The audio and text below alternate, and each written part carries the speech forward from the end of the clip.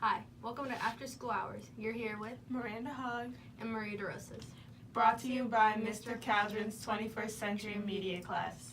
So today we'll be discussing what is life. What is the difference between us, animals, and technology? Maria, your go. Personally, you have to look at this in three different ways, right? You have animals, you have technology, you have humans. Animals and humans, they're pretty close. They both eat food, both go to sleep, they both have their own lives. Except animals, are sort of just, you can naturally just see them in the wild or as your little pet. They have feelings and they'll express to you if they're hungry, they're sad, they want a hug, they want affection. And we'll do the same thing. But then the difference between animals and us is we're capable of asking complex questions like, are you okay? Why do you feel this way? Why do you feel that way? What's going on in your life? And just questions you tend to even be able to answer in school. Give an animal a test, written test, verbal test, they're not going to be able to even answer the question. They're not even going to be able to answer their own name. The farthest you can go with that is, hey, do you want food? And the only part they're honestly probably going to understand is food. And then humans and technology, it doesn't have emotions. It's just there, and it doesn't really know things. It just sort of has information built into the computer or your phone or your laptop, the microwave, the remote control in it. While we actually have to learn and figure things out. We have the ability to try and figure out questions while a computer is sort of just told, this is the question, this is the response you give. And that's just what it is. And an animal and a computer, you can just simply look at them and you can tell there's a difference. Animal has organs, technology is built about little parts and metal tinker tubes or whatever. And that's basically what my opinion is, and the difference between life, between the animals, technologies, and people. And what about you? You're really spot on there, to be honest. There's not much I can say. You pretty hit all those points. I do agree with you. All right. No. All right, that's great. Okay. So now that we have that basis set up, do you remember when the first time you interacted with technology? Yes, I do. Can you let us know what that experience was? It was very upsetting because I was sitting around, with my family members, and we were watching TV, and I wanted to watch SpongeBob, but my stepmom wouldn't let me, and I cried. I actually cried. And how old were you? I remember being like 4, because she was like, oh, SpongeBob rots your brain. I was like, I don't care. And I cried because she then unplugged the TV, and then we couldn't watch TV for a week. No TVs were on in the house whatsoever. So you automatically have a negative response to technology, or just to your mom? To my stepmom. She was All really right. upsetting when she unplugged the TV. I wanted to watch SpongeBob. But joke's on her because I watch SpongeBob now. So the earliest interaction you can think of with technology is as a TV. Yes. All right. So then personally, the earliest I can remember about technology is, I'd probably have to agree with TV too. Probably just being a little kid, just growing up watching cartoons, or my babysitter's kids, who I would used to hang out with, they had that little GameCube, right? So I just remember they used to play on that, and I was like, oh my gosh, that looks so cool. You're pressing all these buttons, and there you see the motion being produced onto the screen. And it was like, oh my gosh, this is so cool. I want to play. It was like a new innovative thing for that time period, But me being a little kid, I didn't really know that. I just knew, this is cool. I want to keep doing it. Let's keep playing this game. All right. So, all right. So moving on, is there any particular reason why you're asking these questions today? Because I do feel like technology is affecting this generation and generations coming up in a negative way, because people start to see themselves as not beautiful or not handsome or not anything if they look onto social media and see how all these people are getting all different parts of their bodies done and just doing all these extra stuff, and they're thinking in their head like, oh, this is what people want, this is what people want to see, and if I do this, maybe I'll fit in. And I typically do not think that that's correct. Like, everybody's beautiful in their own way, no matter what you look like. And I feel as though, like, it just needs to stop, to be honest. And going off what you just said, I believe if you're not happy with your own body, if like maybe you're a little overweight, then you should use that your unhappiness to push yourself into going to maybe a healthier diet. But I think with technology nowadays, we do get to see ourselves 24 hours a day. You can see yourself on Instagram, you can see other people and compare yourselves to everybody else through Instagram, Facebook, Twitter, YouTube. You have hashtags nowadays where you can start little protests and everything. I think we're getting off topic. Recently, I've been doing some light reading, and I've started to read this book. The author is Sherry Turkle, and it's titled Alone Together: Why We Expect More from Technology and Less from Each Other. It's kind of crazy.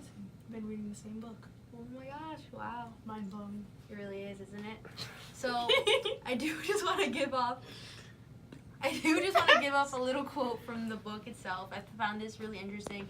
If you want to check out the book yourself, you can go move to page 30 if you already read this or you want to go back. It's a little children's quote, and basically it's, what is special about being a person by contrasting themselves with their nearest neighbors? Oh no, I said no. Okay, so this is a quote from little kids. Basically, the children said, what is special about being a person by contrasting themselves with their nearest neighbors? Traditionally, children took their nearest neighbors to be their dogs, cats, and horses. Animals had feelings. People were special because of their ability to think. So basically, that quote is backing us up on our earlier statement about what the difference between animals, technology, and people were. So, with that being said, when did you start to question life? Wow. Digging pretty deep there. I'm not sure. I think when I first got the hang of how to work technology and make all these profiles and everything, that's when I started to question what am I doing? Why am I doing this? Why am I posting certain stuff just so people can like it? And why am I trying to fit in with everybody when I can just be friends with people that understand what I'm going through and understand how I'm set up as a person? If that makes any sense. So you started to question the meaning of life and what life is after you were introduced to technology? Yeah. Alright. So to go off what you said that you started to question what technology was once you started using social media, I believe, from the context of you saying posting and liking? Yes. Okay. So why do you think you decided to go and look for friends online rather than in school per se? Growing up, I was actually a very shy person, and I was very terrified to get out of this little comfort zone that I had and actually talk to people, because the people I thought I was closest with were my siblings, because I always see them, and I did have friends, but I just didn't see myself as close with them.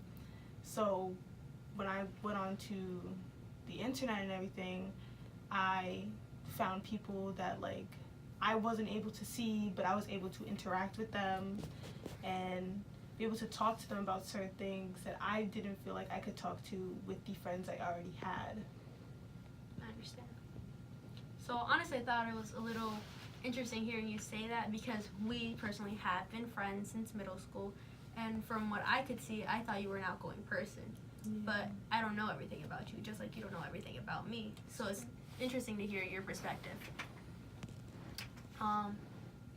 Personally, I started to question what life was, probably because as being an immigrant, his little religious parents, they were I'd have to go to CCD where we would talk about the higher powers, thus being God.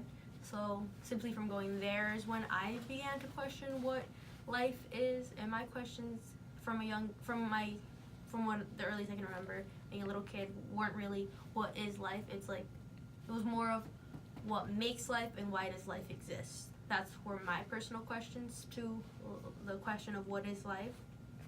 I think as I grew older and was surrounded by different experiences, such As I was as saying. I think as I got older and I got more educated in school and I was able to like self-reflect more, then I questioned what my purpose in life was. But honestly, I don't feel like I really asked that until maybe middle school. But I really want to focus this conversation about younger. So I'm going to say what preschool to 5th grade. I want to focus this conversation on that. So honestly, in that time period, I didn't really ask what is life. I just asked, cool, this thing's alive. Cool, this thing maybe looks like me or acts like me. Or this little animal, it's reacting the same way I would react to what it just went through. The book, she's talking about a Furby, and she said, well, I love it. It's more alive than a Tamagotchi because it sleeps with me. It likes sleeping with me. And in the same book, in the same page, there's also this quote by this little boy, and he's talking about a Tamagotchi. He's talking about a Furby and its lack of arms. And his opinion is, it needs arms because it might want to pick up something or to hug me. And then later on, another 9-year-old girl, she goes, I really like to take care of it. It's alive, as you can be if you don't eat. It's not like an animal kind of alive. So as we can see, kids these days are more confused, I would say, about what life is. Not just that, but the fact that they're even asking these questions at such a young age, I think is pretty amazing. And I think that's something we need to focus on and we need to be aware of. Personally, I wasn't ever thinking about a little kindergartner or 9th grader is 3rd grade? 9th grader, 9-year-old? 9-year-old is what? 9-year-old is what? A 3rd grader? Nah, it's 4th grade. 4th grade? Right? So a little 4th grader, I could understand maybe it asking what life is, but then to go back to a 6-year-old and a 5-year-old asking questions like this, Because of the toy? it's pretty interesting. Yeah. So, I never had a live toy growing up. well, the only live toys we had at our age were what? American Girl doll. I personally thought, I was like, oh my god. So I just played with it, thinking like, it knows what's happening. And like, I know like, I'll just be like in like my room, just watching TV. And then I'll get this feeling like, oh my gosh, like the doll's hungry. I have to go feed the doll. Or, oh, like the doll has to go to sleep now because I'm going to sleep. Like that's what I kind of thought when I was in elementary school. Like that was like the live thing. And then my sister got a Tamagotchi and she never let me play with it. And there was this one time where I got so mad at her and we were on the train and I let the Tamagotchi die and I left the Tamagotchi on the train so she would be upset because she wouldn't let me play with it. Yeah. So, from what I can see, from what you just told me, which is new news to me personally, is you can actually relate to these kids. Yeah. Alright, that's pretty crazy. I did not have that childhood. I did have toys and dolls. I just didn't find them interesting. I used to just I would dress them up, and then I would take them apart. I was more of a quote-unquote tomboy, as You rip the heads used to be off? called. Sometimes, usually the arms, usually the legs. No. Usually every body part. Not that extreme. Alright. Well, if you're ripping off the arms and the legs, you might as well be ripping off every body part. True. Exactly. But, I personally prefer to play with little kids. Okay, that sounds horrible. Not in that context. But I prefer to play with kids my age. I prefer to go outside and play with my cousins. I used to live pretty close with them, So I'd love to go outside, play soccer, run on bikes, go and do just random things. Play tag, phrase tag, hide and seek. Used to annoy my aunt all the time by just running around. She'd be like, little kid, sit down, y'all need to behave. And it's like, all right. Oh, man, my grandma would be like, if y'all don't sit down right now. And then we'll all just get scared and run to the living room and just wait for her to leave her room. We're just like, because you get so scared. Like my grandma, when you hear her yell, never again. I never want to go through that. I was scared. As a little 6-year-old, no. I was a very emotional child. I cried for almost everything. Oh, you're a child. Most children are emotional, aren't they? I stopped crying for almost everything when I was I want to say 13. All right, late bloomers. It's all Late fine. bloomers. It's all fine. We're all human, you No, know, it's not. which is great because we're trying to figure out what difference really is, though. Yeah, from our generation to the generations coming to the generations before. All different. We all grew up with different things. Okay, so we added these quotes in because it's first off, it supports us and our opinion on differences between animals, toys, and animals, people, and technology. And second off, because people are just giving kids these toys, you know, because marketing, you want to make some money, and you just want to, best way to do that, I guess, well, one form to do that is to sell new technology and toys to a younger audience, such as kids. And, you know, we're just sort of doing this mindlessly. And I think this quote helps us really start to think more, because we're really starting to see that even if you're just giving kids a simple toy, that they're going to investigate it. They're going to look deeper into it, which is something we don't really think about. Kids are starting to see this new technology as like, what is it? Does this thing have feelings? Is it real? Is it life? Is it like you and me? And I think we should really put that into consideration, because eventually these kids are going to be the new generation. They're going to grow up and they're going to have this connection to technology in a format that I don't have, and maybe you had some similarities to, but maybe they have even a tighter connection to than you do. And this is something that's already been happening since before us, and we just haven't gotten that deep into it or haven't connected so much with it. But there's obviously kids who are getting that close to technology, and with time, as time goes on, technology improves. So as we know, there's kids right now who are probably having a better version of a Furby and a Tamagotchi, and, you know, their own new versions. So we really have to think about what that's going to do for us in the future and how it's going to affect us, all of us. Any thoughts? So to go on further, there was this one little 8-year-old girl in the book, and I'm going to have Miranda go ahead and read this off.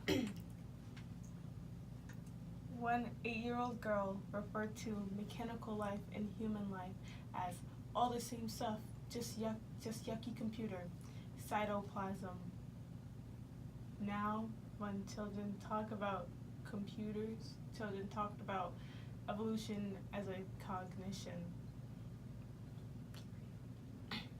In the book, a 10-year-old girl? A 10-year-old in 1993. A 10-year-old in 1993 considered whether the creature on the game Sim Life were alive. She decided they were if they could get out of the computer and go to American Online. Okay, so basically what happened was this 10-year-old girl in 1993, she used to play this game called Sims Life Online, and after playing the game, these researchers came and asked her about the game and basically what her opinions were about it. And what she said is if they could get out of your computer and go to American Online, but that means that was basically her response about whether the game were real or not. So to her, if they were as real as you and me, so I guess you could compare it to watching a YouTube video where it's just on screen.